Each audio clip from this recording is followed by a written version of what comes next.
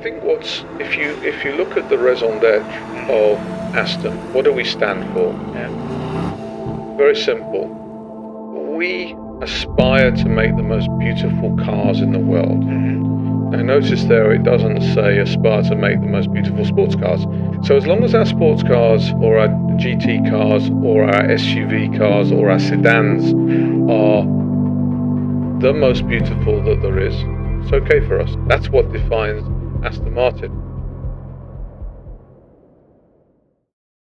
What's up guys, and welcome back to another video. I've just tried filming this a few times, but there's a little bit of noise and passage here. We're at this spot where lots of people come to walk their dogs and stuff, so I've been interrupted by a few dogs. I apologize if that happens again, but today we are here to talk about this Aston Martin DBX, the first 4x4 SUV of this type by Aston Martin. And we're going to kick things off by just looking at a few of the exterior details and in the interior details. Just because, yeah, if you're a geek like me, this is kind of what I really like seeing. It helps me kind of imagine what it's like to be in the car, seeing all the little details they've put in the car, and added the new things, new little gadgets here and there. But yeah, and then we're going to drive it, and we'll talk about how it actually drives, and the engine, gearbox, and all that kind of stuff. But let's start with the design, because I think they've done a great job on this. Looks great, you know, very Aston. Clearly part of the new design family of Aston Martin. Aston Martin signed a partnership with Mercedes-AMG recently for everything that kind of goes under the skin. So that's the technology inside and even the engine. But the Aston design has always stayed true to itself, and you can really see kind of the new design language, which was kicked off by the Vantage, come out on the back there. And on the front, it's actually the biggest front grille that there's ever been on an Aston Martin, which is cool, but also unsurprising because it is the biggest Aston Martin there's ever been. So yeah, really cool to see that. You can get this grille blacked out. Today we've got the car in a really nice dark blue with a tan leather interior. Very classy spec on this one. It's also got some slightly more sporty rims. There are a few different options of rims, and there are a few little different trim options that you can get that kind of unlock different colors, but this spec is really, really nice. There's some cool little aerodynamic details. So for example, within the LEDs here, you have little air inlets which make the air kind of go through there and then goes into the wheel arch. Turbulent air gets formed there and then back out this air outlet right there. So cool to see Aston, you know, also staying true to the fact that they are a car make that makes sporty cars usually, and they're using their experience that they've had through that even on the 4x4, because even though this is a 4x4, you can have a tow hook on and pull your caravan or anything like that in, or go off-roading, and it's very capable off-road. You can also have a lot of fun, and that's also shown through the fact that despite it being able to be a four-wheel drive, most of the time it is very rear-wheel drive, much more lenient towards rear-wheel drive. So it's basically always fully rear-wheel drive until it slips a bit, and then they send some of the torque and power to the front wheels. So yeah, pretty cool. Or if you put it also in off-road mode, then it goes into four-wheel drive. We got Erwan taking photos over there if ever you see him walking around. But yeah, so very cool looking. That's pretty much all of it from there. We've got steel brakes, black calipers. This is again a very Aston Martin, classic Aston design right here, which is just made bigger and chunkier on this car. Again, those air inlets, those grills on the hood, very Aston, and they are functional, unlike on like a Brabus G-Wagon or something like that. We've got the doors, which are the classic Aston doors, with these door handles, which are not only very cool looking, but also serve an aerodynamic purpose, because it means you don't have a big door handle blocking all the air that goes through there. So you push here and then pull out, and then it kind of works like a normal door handle. Unlike the doors, which are far from being normal, because they are Aston Martin swan doors. Now, it's less noticeable on this car than on some of the others, but can you tell how they kind of angle upwards? Very Aston, that. And also kind of convenient if you're parked next to something really, really high, although in this car you would need to be parked next to a cliff, wouldn't you? But hey ho, very, very cool. Well, I'll come back to the interior in a little bit. On the rear, we've got kind of like a double wing scenario going on. So this is your more traditional wing, whereas down here we've got an inbuilt one, which divided opinions a lot when, first of all, when the spy shots of this car came out, but then also when the car was released. I was actually lucky enough to see it when the car was released, and we made a little video on that as well. Dual exhaust tips. This very Aston kind of design around the exhausts. Sounds pretty good. And yeah, this is actually for me my favorite angle of this car. I think it looks great from this angle right here. Everything's just so much bigger and chunky, like the size of that Aston logo, the Aston Martin text right there, which they're doing much more often on these cars now. And then yeah, you can kind of see the aerodynamic details of those two double wings from the back here. Now the boot is actually opened like so. Press here, electric of course. We've got a few things in there now. Yeah, just cleaning kit, camera bag, all that stuff. Very, very big boot. The rear seats actually go lie flat, so you can make that into a really, really big space, which is fantastic. And it's still got that kind of Aston finishing. So all the leather right here, yeah, just very, very nice. That even when you're in the boot, you feel like you're in something pretty special, and you just get a whiff of that smell of leather, which the only cars that I've really been that have like that similar feel to the leather, the similar smell is Ferrari. Something about the leather that Aston and Ferrari have, which is just on a different level. It's so nice. So yeah, that's the boot right here. You can raise and lower the car through buttons. I think you can kind of hear it there, but it means that the car comes a little bit lower down, which, for example, if you've got a dog which is jumping in and out, that can make it easier if you're just loading something really heavy. So pretty cool to be able to have that. Right, we can close that boot up. Let's check out the rear seats. So the rear is extremely spacious, and actually, Erwan, can I have you demonstrate the rear leg room for the viewers, please? You're just poking out of your tree over there. Right, come on in, because there is quite a lot of space, and it's a very plush looking interior. There we go. Perfect demonstration. Very good. You're a normal sized human, and you have plenty of space. Yep. Thank you very much, Erwan. Look at that. Comfortable? Very good. Fantastic, it's been approved. But yeah, so we got this leather all over the place. One thing which is very cool is the way they've integrated the speakers using that design language, which we saw around the exhaust tips like that. Very cool detail. And things like the door handles, very Aston, very kind of fighter jet-esque. And the quality of this, I wish you could feel it as well. It just feels so solid. Other little things like these air vents are just so cool, the way they've integrated these, and again, they just feel quality. Little speakers, and the stitching. Now the stitching and the vents that you get, because you do get rear, or front and rear heated seats as standard on the DBX, and that comes through these little holes here as well for the ventilation, which is an option. You can get ventilated seats in these. And we got blue stitching to match the exterior, but then lots of, see this other stitching here. This is what Aston does so well. Little speakers again integrated with that design language, and a full Alcantara headliner. There's a little screen there so that you can control, you know, you have your own separate climate control, which is very cool. Oh, Ferrari SF90 just went past. Sorry, I missed filming that for you guys, my bad. Yeah, so little screen, you can do your heated seats, you can do kind of all that jazz from there.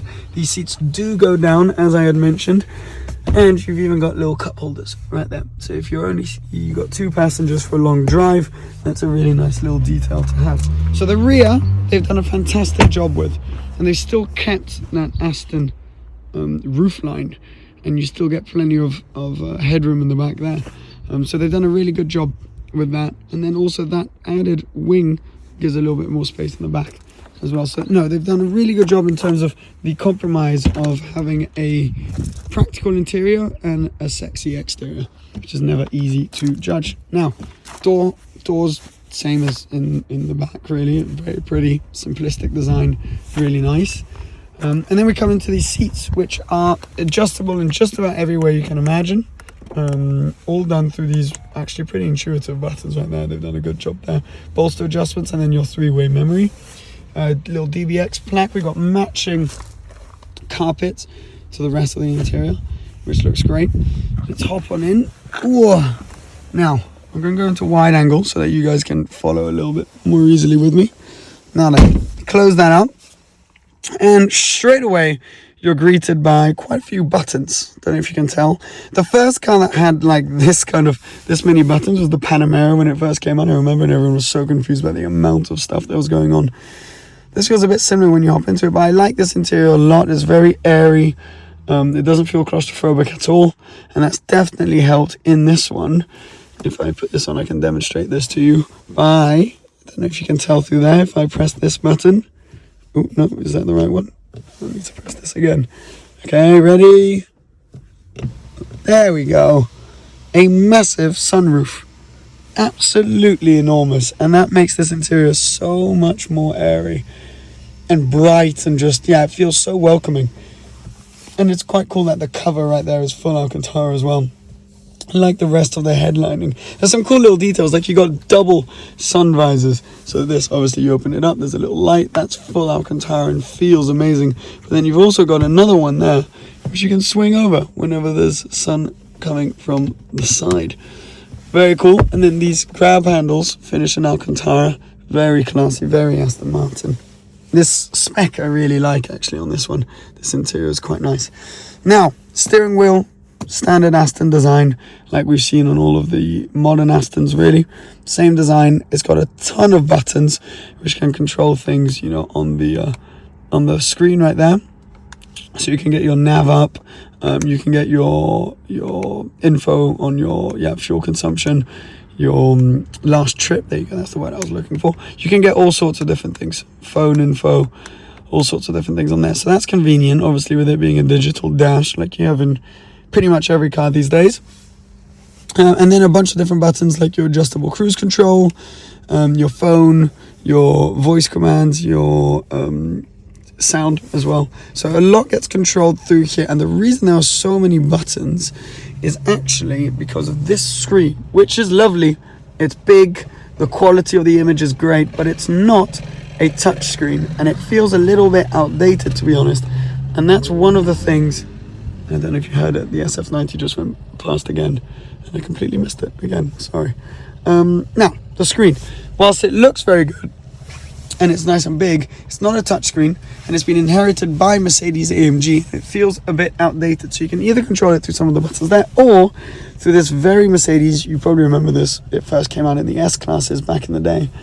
This is kind of like a little spinny wheel, and then you've got a little touch thing here as well, which you can use, but it's not the most intuitive system, and it does feel a bit outdated. Now, don't get me wrong, I mean, it's still a great system. You've still got Apple CarPlay and all these things, but you know, I find myself, for example, when you've got the 360 cameras on, well, I'll show you later, but you kind of just want to like touch the screen and do that. I mean, it's a small thing, I'm nitpicking here, but yeah, that was one of my first things that I noticed. We've been driving this car around all morning.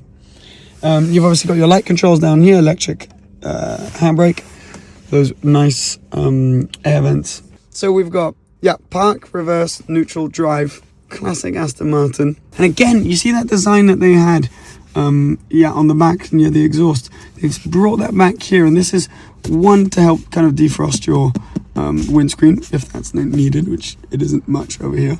By the way, can we talk about the view? Just briefly, there we go. And also speakers.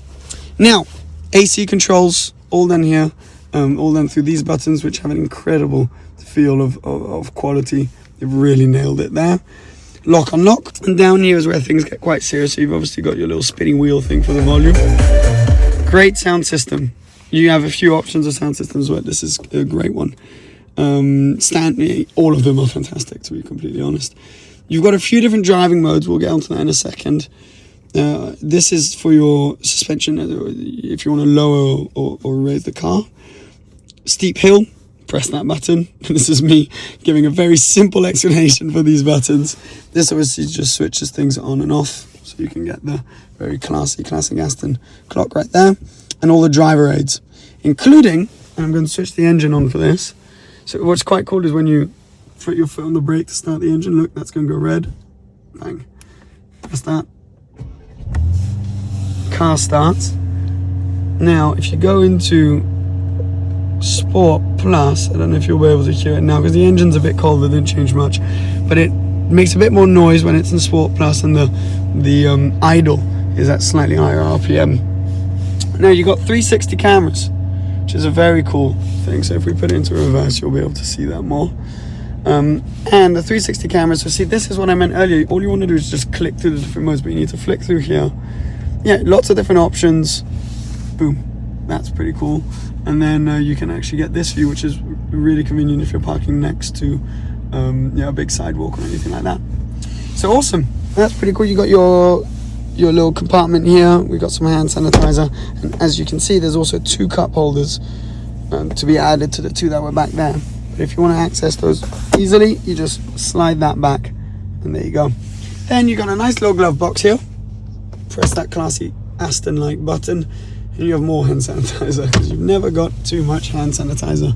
And obviously the blue stitching continues throughout.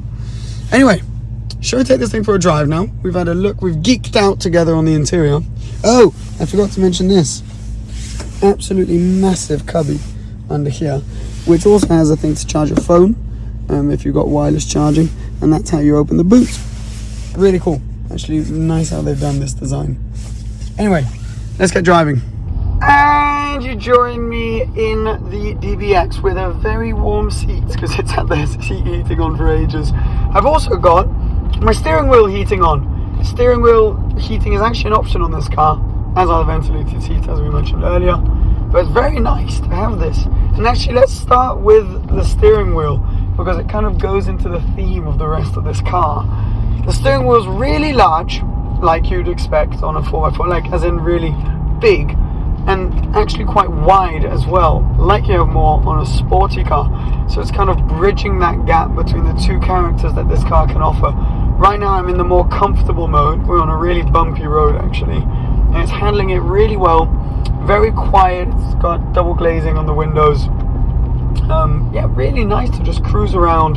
You don't feel the gear shifts at all. Extremely smooth.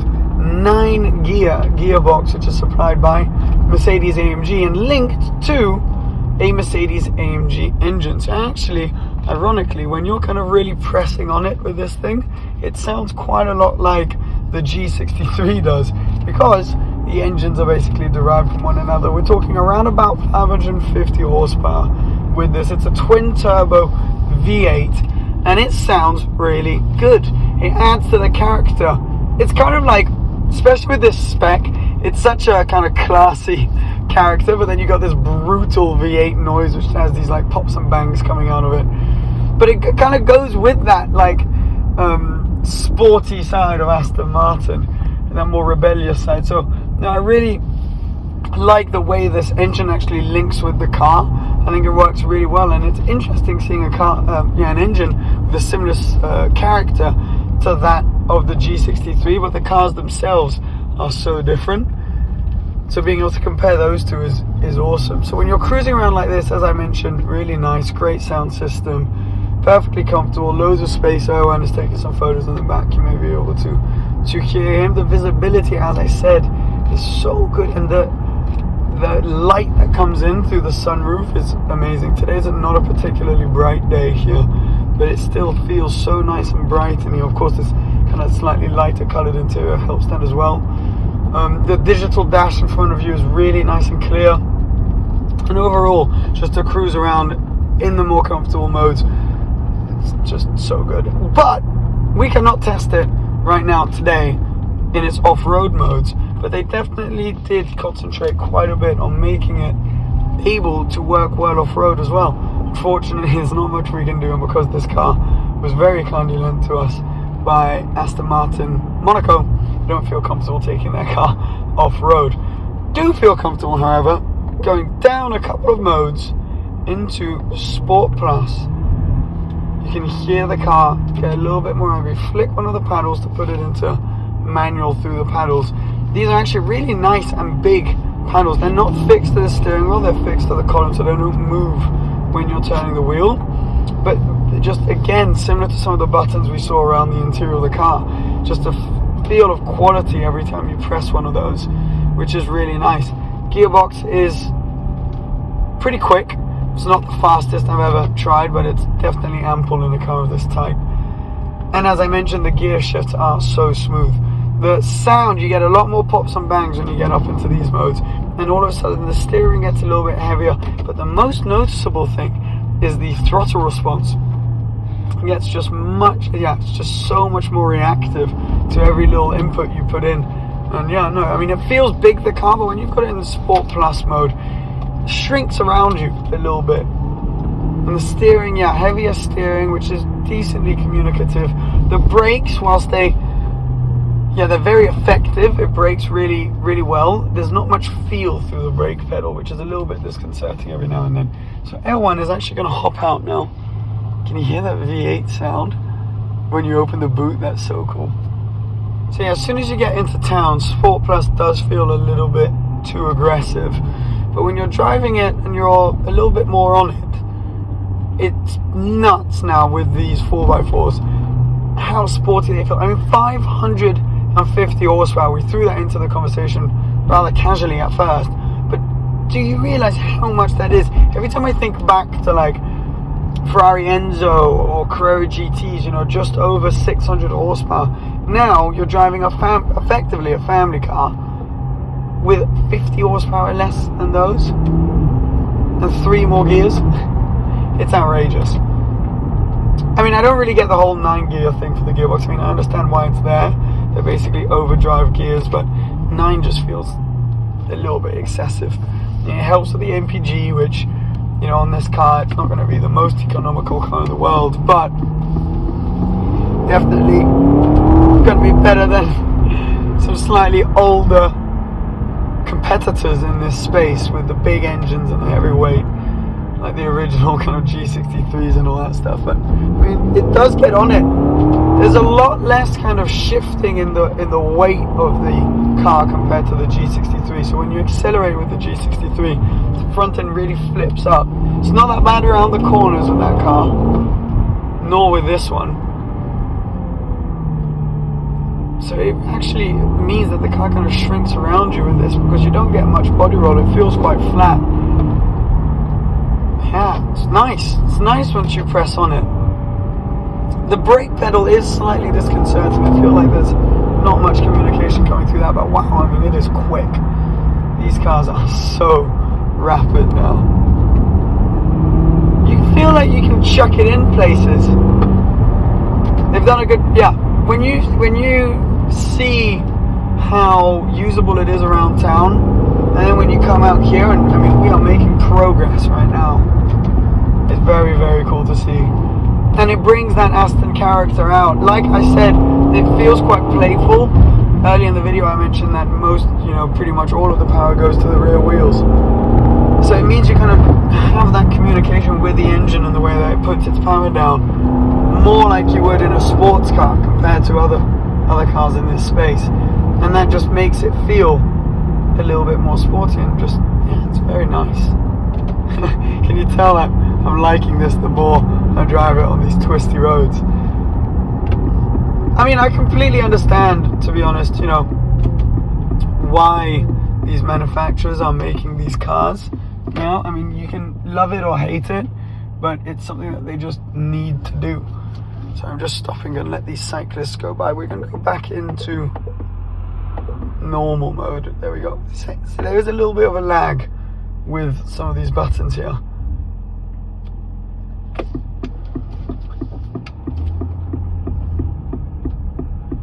Pretty good turning circle as well.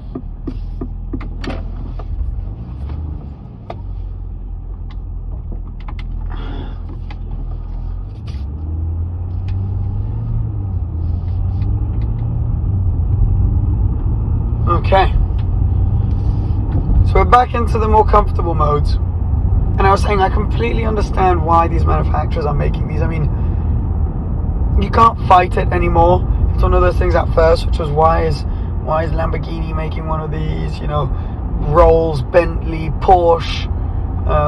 Yeah, but it makes complete sense.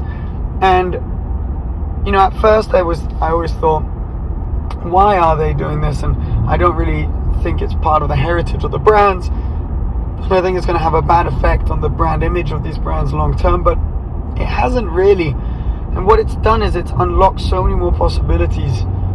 You know, for brands like the Urus is now half of Lamborghini sales. They had to open a whole new factory to be able to accommodate the demand that there was for those.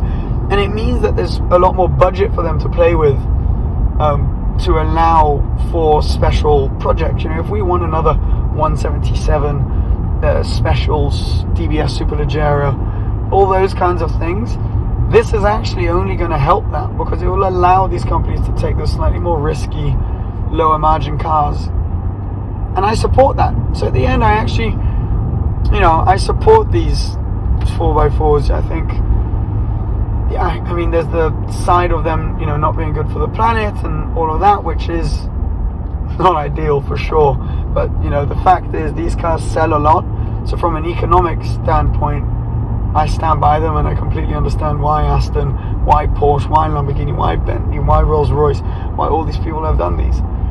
And when you get in them, I, you know, understand the appeal as well, because it's one of those kind of do-it-all cars. Just went over that speed bump quite quickly to see how it handled it, and it was really nice actually in sport mode. It does pretty well. So no, I completely get it. You get all of the luxuries that you would expect from these brands, like the high quality leather, the, you know, increased development in the suspension, the good soundtrack, the, you know, fantastic engine. You get everything you'd expect from these high level companies in a car which you can actually enjoy every day. So there is definitely an appeal, and I think Aston have done well. They've come in at an interesting price point, you know, lower than some of the competition. So I think, yeah, I think they've nailed, what's the expression? They've hit the nail on the head. There you go. And on that note, I'm going to go get my pizza, which Owen has ordered for me. And a huge thank you, of course, to Aston Martin Monaco, and to you for watching this video. I hope you enjoy. You know, as I said in the beginning of the video, I like those kind of geeky look at every little detail of it, and then let's go for a drive. So let me know if, you know, that's something that you want to see more of, if it interests you. And yeah, we'll be back with another video very, very soon. Thanks for the support as always, guys. Please subscribe if you aren't already. Cheers. Bye-bye.